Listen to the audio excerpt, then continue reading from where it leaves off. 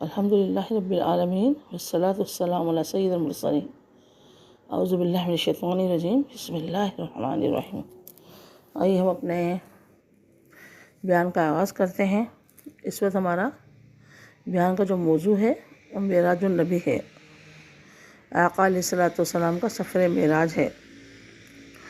6 part آ چکے ہیں، یہ 7 پارٹ ہے۔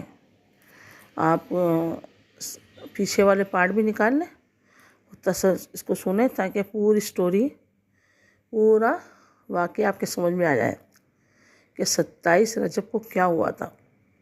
27 رجب شریف کو جب آنے والی ہے 1 ہفتے بعد، تو ہمارے آقا علیہ الصلوۃ والسلام کہاں تشریف لے کر گئے تھے۔ تو آئیے پہلے ہم قرآن شریف سے رہنمائی لیتے ہیں۔ قرآن شریف میں 2 صورتوں میں تفصیل کے ساتھ اس واقعے کو بتایا گیا، ایک تو بنی اسرائیل اور ایک سورہ نجم میں۔ سورہ نجم میں پوری 18 آیتیں ہیں آقا علیہ الصلوۃ والسلام کے وہاں جانے پر دلالت کرتی ہیں، دلیل ہے۔ اس میں بہت تفصیل سے ہیں۔ بعض علماء کرام کہتے ہیں کہ سدرۃ المنتہا کے پاس حضور صلی اللہ علیہ وسلم نے جبرائیل امین کو دیکھا۔ یہ علماء کرام کے قول ہے، بعض نے انکار کیا ہے، لیکن اکثریت قول اس واقعے کو حق اور سچ سمجھتی ہے۔ اور دیکھیں، جبرائیل امین تو آقا علیہ الصلوۃ والسلام کی خدمت میں کئی مرتبہ حاضر ہوتے تھے، حتیٰ کہ ایک مرتبہ جبرائیل امین نے عرض کی، یا رسول اللہ، آپ کی عمر کتنی ہے؟ آپ مجھے جو ہے وہ بھائی کہہ کر پکارتے تھے نا، جبرائیل امین کو ہمارے آقا علیہ الصلوۃ والسلام اپنے سے چھوٹے کہہ کر پکارتے تھے، اور آپ کی عمر کتنی ہے؟ یعنی جبرائیل امین کو بڑے بھائی کہتے تھے ہمارے آقا علیہ الصلوۃ والسلام۔ تو جبرائیل امین نے کہا کہ یا رسول اللہ صلی اللہ علیہ وسلم، آپ کو میری عمر پتہ ہے؟ تو نہیں، کہ میری عمر بہت ہے۔ کہ کتنی ہے؟ کہ اتنی ہے کہ 70,000 سال مرتبہ میں صرف ایک ستارہ آسمان پہ چمکتا ہے۔ 70,000 سال میں صرف ایک ہی ستارہ آسمان پر آتا ہے، اور اس کو میں نے 70,000 مرتبہ دیکھا ہے۔ تو آقا علیہ الصلوۃ والسلام نے فرمایا کہ آپ تم پہچان لو گے اسے؟ کہ ہاں۔ آقا علیہ الصلوۃ والسلام نے اپنا امامہ شریف اتارا تو ستارہ چمک رہا تھا، اور آقا علیہ الصلوۃ والسلام نے فرمایا یہ دیکھو، تو اس نے کہا یہ تو وہی ستارہ ہے۔ فرمایا کہ میں ہی تھا جو میں چمکتا تھا، یعنی اللہ تعالیٰ نے میرے نور کو سب سے پہلے پیدا کیا۔ تو میری عمر زیادہ ہوئی آپ کی، یعنی ہمارے آقا علیہ الصلوۃ والسلام کی اتنی عمر زیادہ تھی۔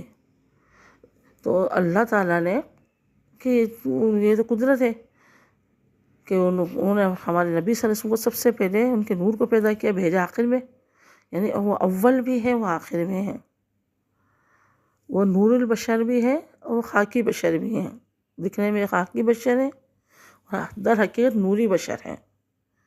تو جبرائیل امین علیہ الصلوۃ والسلام کو جو علماء کرام کہتے ہیں کہ انہوں نے ان کو دیکھا سدرۃ المنتہا کے پاس، اس جلوے سے باتیں کی، تو وہ تو جو ان سے کیا باتیں کرنی، وہ تو خدمت اقدس میں حاضر رہتے تھے۔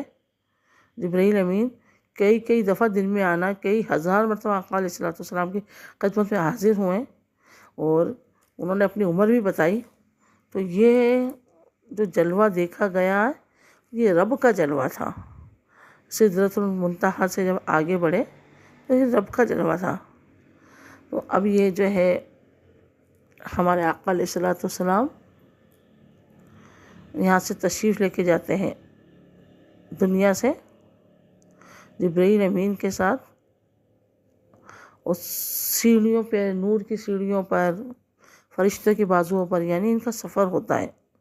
اور آسمانوں کے دروازے پر جب جاتے ہیں تو یا رسول اللہ صلی اللہ علیہ وسلم ان کو جو ہے مبارکباد دی جاتی ہے۔ آسمانوں کے دروازوں میں خوش آمدید، مرحبا کہا جاتا ہے، یعنی پہلے آسمان پر آدم علیہ السلام، دوسرے پر جو ہے ان کو یونس علیہ السلام، پھر جو ہے ادریس علیہ السلام، چوتھے پہ موسیٰ ہارون علیہ السلام، جو ہے یحییٰ اور عیسیٰ علیہ السلام،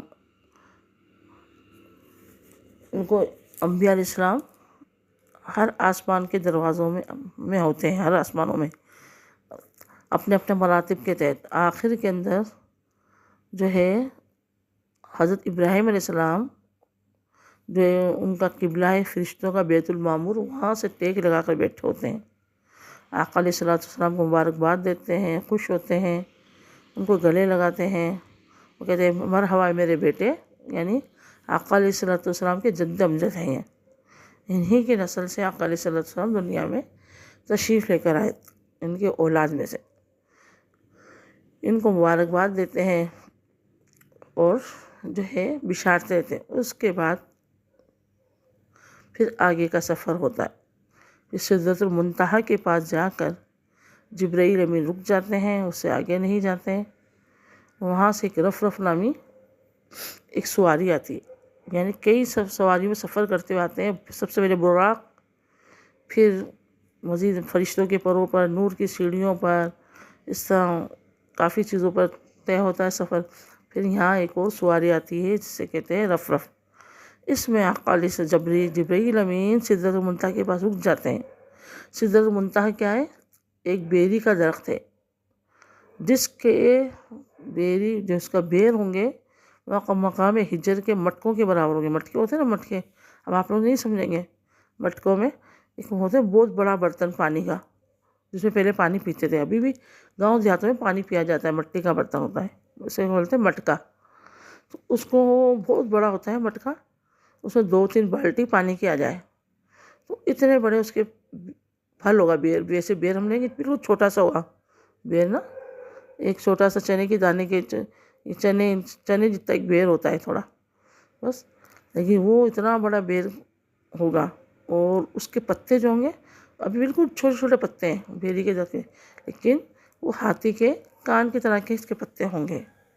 تو وہاں جاتے ہیں، پھر وہاں سے رف نامی سواری ہمارے آقا علیہ السلام کو آگے لے کر جاتی ہے۔ اب وہاں پر جو ہے فرشتے آقا علیہ السلام کو تمام عجائبات دکھاتے ہیں، جنت دکھاتے ہیں، دوزخ دکھاتے ہیں، دوزخ کے عجائبات دوزخ کے جو ہے سزائیں دکھاتے ہیں۔ عورتیں زیادہ تر میرے آقا علیہ السلام نے عورتوں کو جہنم میں دیکھا، کوئی بالوں سے لٹکی ہوئی ہیں، کوئی جسم ننگی ہے، ان میں بچھو سانپ بھرے ہوئے ہیں، ان کے مخصوص اعضاء میں بہت زیادہ عذاب دیکھا، کہیں سروں کو کچلا جا رہا ہے ہتھوڑوں سے۔ پوچھا یہ کیا ہے؟ فرمایا یہ غیبت کرتی تھیں، یہ زنا کرتی تھیں، یہ عورتوں کے مردوں کی ناشکری کرتی عورتیں، مردوں سے سب کچھ لے لیتی، کہتی بھائی تم نے ہمیں دیا کیا ہے؟